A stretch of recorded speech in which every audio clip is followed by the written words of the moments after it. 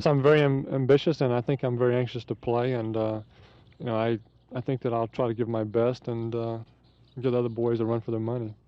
Ron, I think your last encounter with the Cowboys was a little bit, well, not so nice for you in Texas Stadium last fall, right? No, it wasn't. I've already talked to Cornell Green, and we squared things away.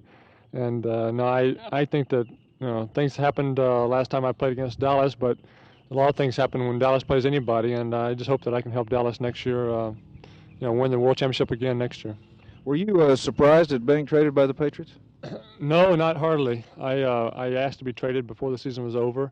I went to the coaching staff and also Upton Bell, the general manager. I wasn't very happy with the way things were going there with the organization and myself and the coaching staff, and so I decided that I thought that I should go to greener pastures, and I'm hoping this is much greener.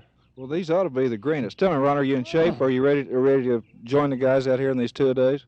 Yes, I think I'm in shape. I've been working out with Jim Plunkett and Rainy Vataha and a couple other ball players on the New England Patriots teams at the Patriots Stadium for almost every day for the last 3 to 4 weeks. And before that, I was running in the mornings, almost every morning, 2 miles.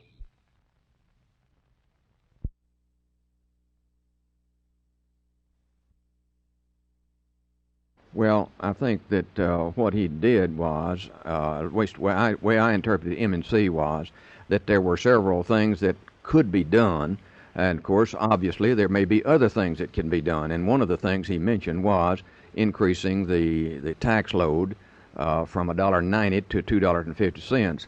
And no, I'd have to say that I'm not in favor of that at all. But I'm not going to overlook that may be the only possibility. But if it were the only possibility, I certainly wouldn't be in favor of it, because I think that the property tax has borne as much as it can possibly bear.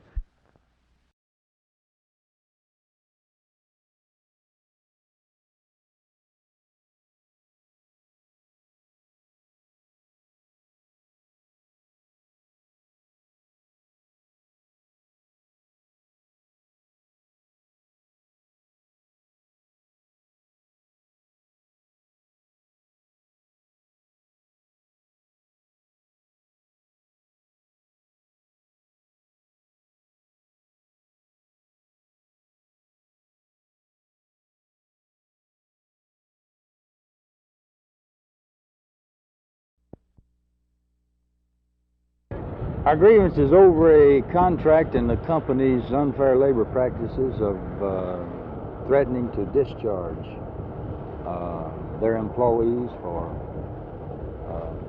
unless they do agree to a contract, threatening them with suspension. Have they in fact suspended some people? They have suspended some people and have issued warning letters to others. When was the last time you talked with someone from the company? The last time we talked to someone from the company was last Friday afternoon. So whose move is it next? Well, it's our position that we want the company to stop their threats and coercion to the people and really sit down and bargain in good faith and try to reach a contract with these people.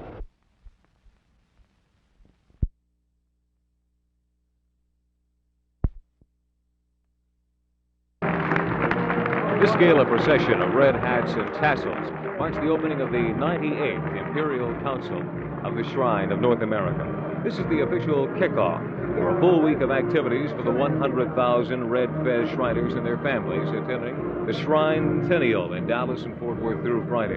Shriners are the proverbial butchers and bakers and candlestick makers, along with a couple of hardy civic leaders, as well as senators, judges, and the like to round it out. Today's opening remarks were delivered by a member of the mascot temple of the ancient Arabic order, nobles of the mystic shrine for North America, Senator John Tower. I would just like to second my good friend Wes Wise when I say don't stay away so long.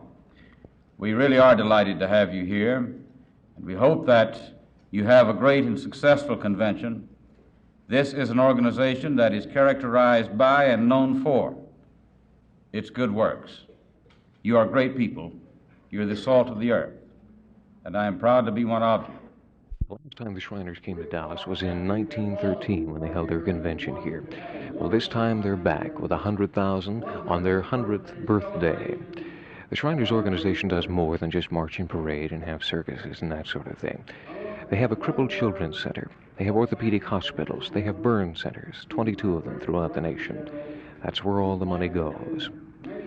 This is Malcolm Landis for Channel 8 News on the Move.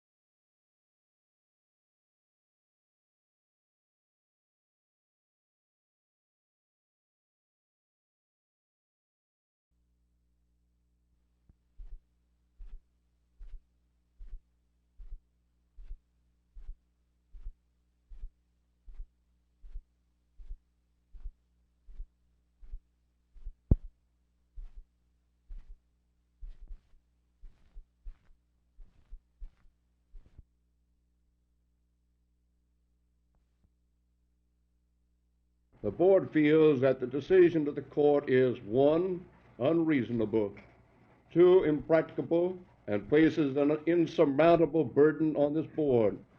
3, far beyond the scope and guidelines of Swan versus Mecklenburg and other Supreme Court cases. 4, contrary to the spirit and intent of legislation recently enacted by the Congress of the United States. Therefore, be it resolved that this board instruct our counsel to take every legal step available for relief from the court's order.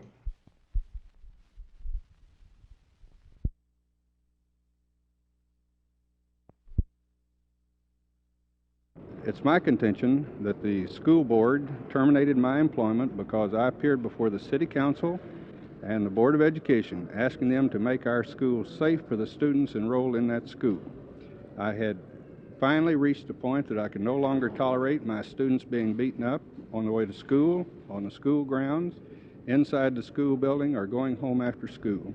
I was unable to conduct my program behind locked doors, which is what we had to do.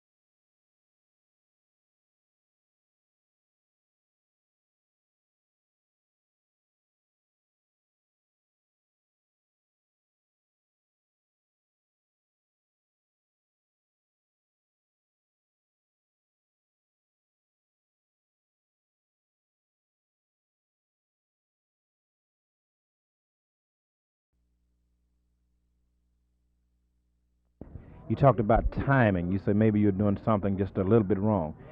Do you feel like that good pitching could also have something to do with a slump? Take a guy like Gaylord Perry, who is a real good pitcher. The next game you might face Vita Blue. Don't you think facing 3 or 4 real good pitchers in 2 or 3 series could have a lot to do with a slump? It can have a heck of a lot to do with it. Yeah, well, you know, the old saying, pitching is the name of the game, and good pitching stops good hitting. And I tell you, in the American League, we have some good, tough pitchers, and Gaylord Perry is one of the best. I don't care what anybody say about that guy. He's a good, tough competitor, and whether he throws a spitball or not, I don't know. He's never thrown any to me, but the guy has a good idea out there. He's he's smart, and he's, like I say, he's a tough competitor, and he'll battle you all the way.